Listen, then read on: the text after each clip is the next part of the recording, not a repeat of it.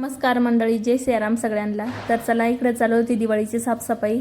तर मी आत्ताच आवरलं आणि घरात आले तर त्याला सुट्ट्या लागलेले, त्याच्यामुळे त्याने केली होती मस्तपैकी देवपूजा। तर एकदम छान फुलं वगैरे। तर म्हटलं चला, खूप भूक लागली। तर इकडे चालू होती माझी स्वयंपाकाची तयारी। काळ्या मसाल्यात बटाटे बनवलं मी। तर इकडे उकडत होतं बटाटं आणि इकडे काढला मी काळा मसाला। तर एकदम छान लागते काळ्या मसाल्याची बटाट्याची भाजी। तर चला, इकडे मी भाजी बनवून घेते। तर भाजी बनवून झाल्यावर माझी अशी झाली भाजी। तर बघा कशी वाटली नक्की सांगा। तर एका भाकरीचं पीठ होतं तर एक बाजरीची भाकर टाकली, कारण की खूप छान लागते बाजरीची भाकर काळ्या मसाल्याची भाजीसोबत। आणि बाकीच्या केल्या मी पोळ्या। आणि कडधान्यामध्ये होती मटकी, तर मटकी मी मस्त फ्राय करून घेतली।